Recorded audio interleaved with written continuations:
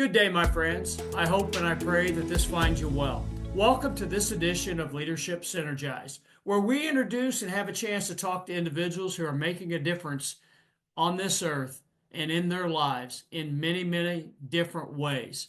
Whether it's in an industry that you currently serve or one you hope to serve, the individuals that we bring to you will provide you the insight of not only their successes and their life of significance, but also the trials and the lessons that they have learned throughout life. So thank you for taking this time to join us for this episode of Leadership Synergized. I'm your host, Kevin Smith, and I'm very pleased and honored Mr. Doug Shearer. Doug is joining us from the great state of Kentucky. I almost said Louisville, Doug. I almost got the name in right. And I know how you pronunciate the name of Louisville, Louisville, etc. is a topic for many to discuss. But Doug and I met each other in the fall of 2024. We actually just, in a happenstance manner, ran across one another in front of the Touchdown Jesus sign on the campus of the University of Notre Dame. We were both there to watch the Irish take on the Louisville Cardinals in college football. Yeah. Yep. What a great day, and I feel blessed that we happened to meet, and I don't think it's by chance. So I concur in that aspect, and Doug, it was an honor, and I appreciate Doug actually made the first step to introduce. I was recording just a few leadership comments, and Doug walked by and overheard there in front of the Touchdown Jesus mural on the campus. And I appreciate, Doug, the fact that, and to your point, that God led you to come up to introduce yourself. And it's afforded me an opportunity, very briefly, to gain an understanding of what this man you see on the screen here who is joining me is doing. And it's a wonderful mission, and we're going to get into that mission, and we're going to find out a bit about who Doug Shearer is in this episode, but also our next episode, as Doug's agreed to stay around and talk a bit about himself, the people who've impacted him, and his leadership development, his growth of the seed planting and the sowing and the reaping of the leadership values that he has in leading not only God's purpose, but his purpose. And Doug, I'm not going to do this justice. We'll have a chance for Doug to enlighten us much more in these two episodes of the show. But his purpose is all around helping those who may have difficulty in speaking and communication, in particular with the backdrop of stuttering. And we're going to talk about that this week and in the next episode. But Doug, God bless you for what you're doing in that aspect. But I think it's important for our viewers and listeners to get to know you, the man in front of the camera right now. So if you would, my friend, take a moment just to introduce Doug Shearer to all of us. yeah, appreciate the opportunity. I truly am excited about the things that I'm working on to give back and to really lean in on my purpose. And I'm a proud Louisvillian, born and raised, and went to Trinity High School here in Louisville. Played all sports growing up. Loved playing football and wrestling in high school, and in grade school I played all the sports from swimming to baseball, basketball, football, all the sports. And then I also even was in the theater and in the play. So when people say you can't play sports and also be theatrical, I will always challenge that.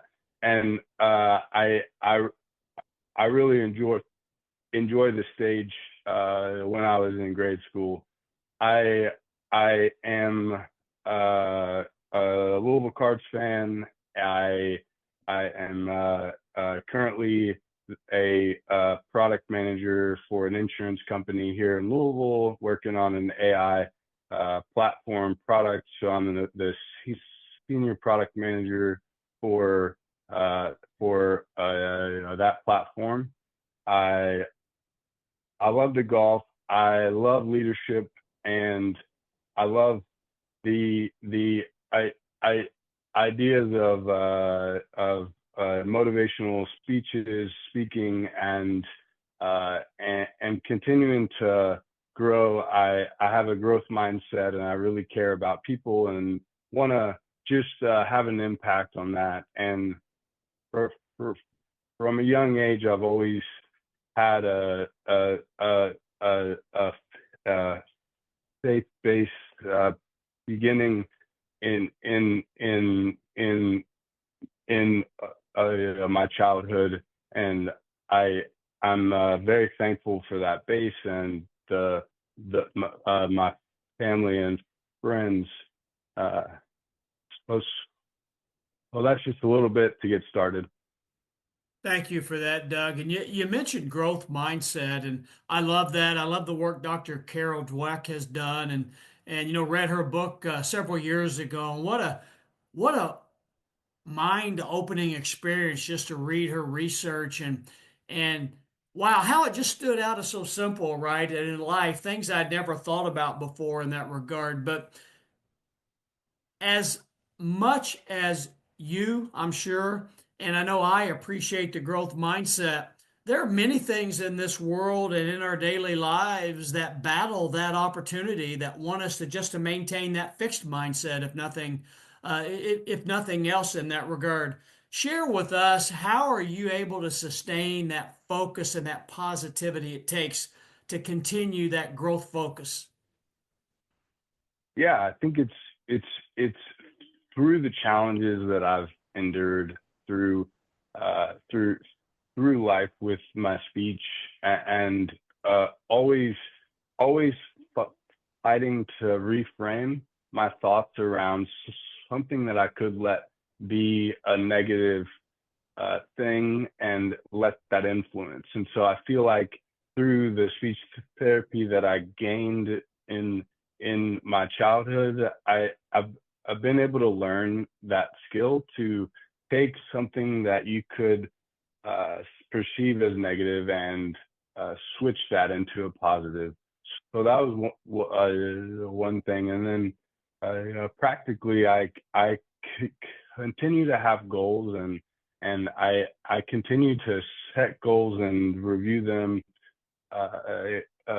periodically to make sure that I'm meeting those. And also, I I I I I just have always had this this this thing inside me that really creates a drive to be successful and to want to achieve more. And just I love growing and building things, and continuing to get better. And I I always want to be the best version of myself. And so through my why, it helps create that opportunity to want to continue to dive into those goals. And by seeing the things that I'm doing that are helping others, it really creates that focus and that drive.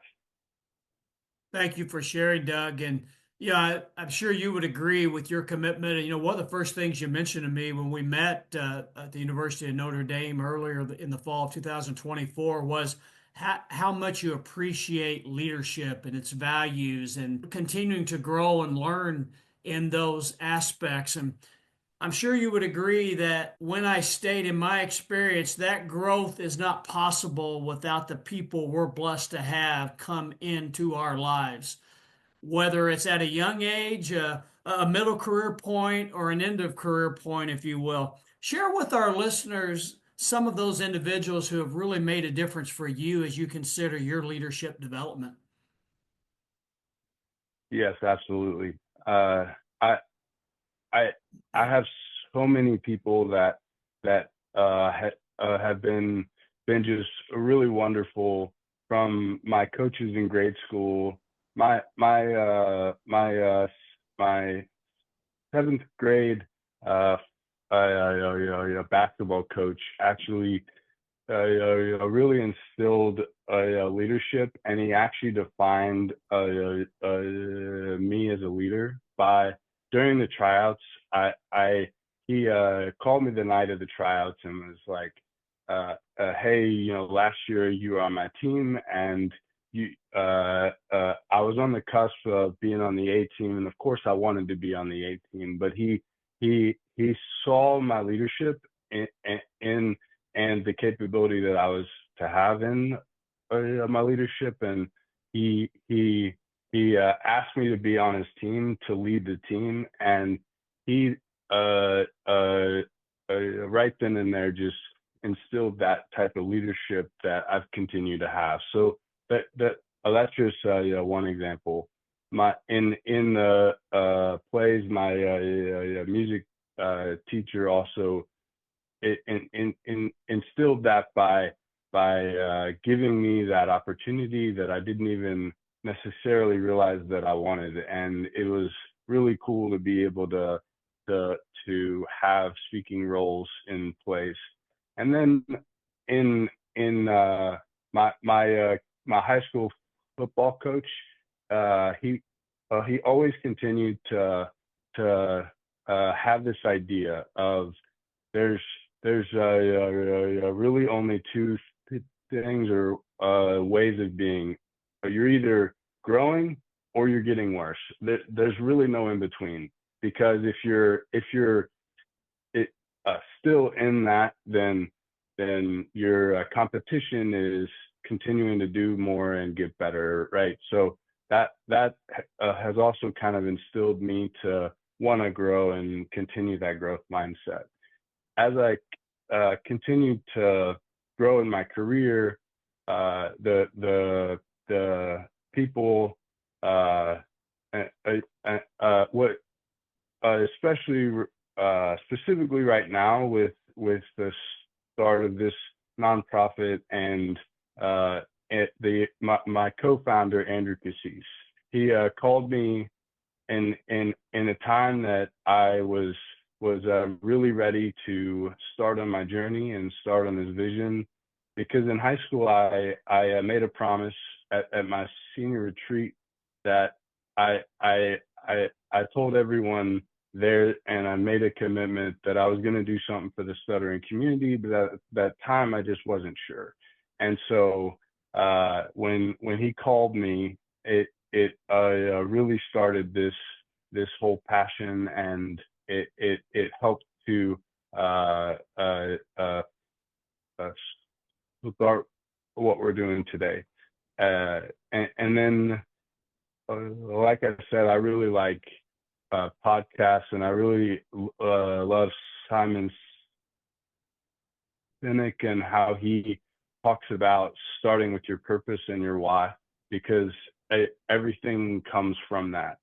Um, I I have had a lot of influential mentors that have really helped grow me in my profession, helped kind of guide me in different ways, and so that very thankful for those individuals as well. Doug, thank you so much for sharing. You mentioned a couple of key points there. Certainly the point about your mission and your focus. But before we dive further into your commitment to the stuttering community and the mission and purpose that you're on, and introduce your nonprofit, let's go back a little bit. You mentioned something about one of those individuals who touched you and really brought that seed to you about interests you didn't even know you had, or potential you didn't Mhm. know you had. And I would say that that may be the greatest challenge as a leader, whether you're serving the stuttering community, you're serving a manufacturing or some other organization as a leader.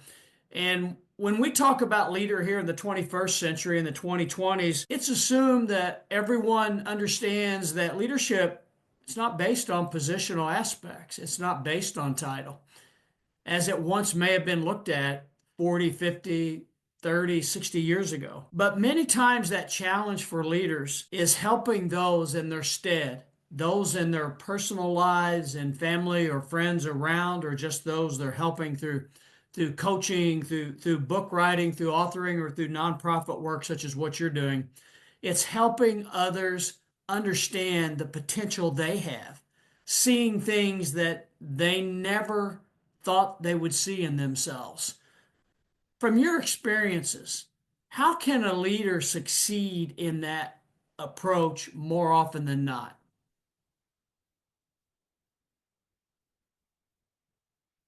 Feel like asking the question, being Mm, curious, opening mm, the door, uh, really leaning in and getting to know someone. Because mm. I feel like by getting to know your people, or and what drives them and what motivates them, it can help to uh, kind of start the conversation. And sometimes it's about just talking about something that you notice in a non-threatening way, or uh, and to not always dictate what you think people want, because just because you assume that people want a certain thing, they may not really. Thank you. That's a very powerful statement. And as an individual who's being given a number of opportunities to help, to lead, to serve, and obviously have learned along the way. Hopefully, I'm in front of you and our viewers and listeners today much better than I was yesterday in that regard. But Doug, a number of times I can reflect on as you're talking that I think I stumbled a lot because many times those around me needed me to serve them by not necessarily jumping in and doing around or for them, but just being there to your point, just listening, just in all aspects, just simply trying to step right beside them, but yet allowing them to be the point and to be the one to take the very next step.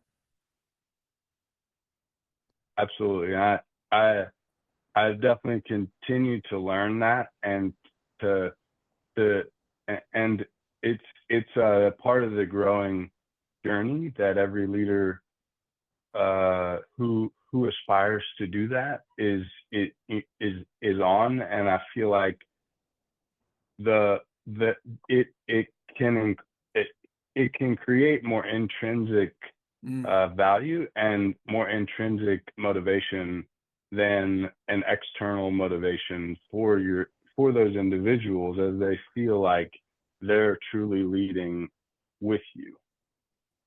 I love that, Doug. And you use the word that's near and dear to my heart, intrinsic, in particular, intrinsic motivation. I sometimes believe that we've lost sight of that in many ways in our society, in our livelihood, and there's too much focus on the extrinsic part to where the intrinsic piece gets buried. Yeah, yeah, definitely. And that's where I feel like motivation comes from, e- either comes from within or not. And so by having those the model of control of influence, I think it's important for people to really dive into and look at what is in your control and what is not, and how can you influence other people's control as a leader to be able to create that want, and that and merge the needs that you both may have.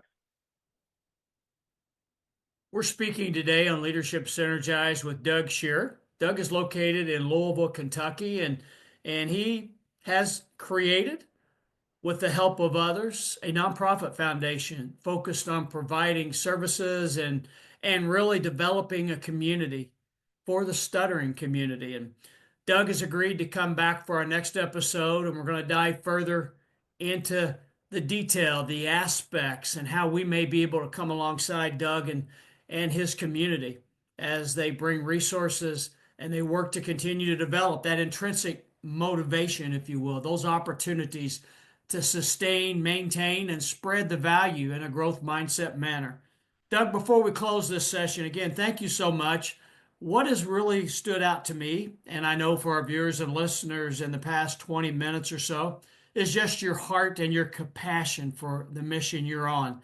And I know we're going to deep dive further into that mission and that heart next week.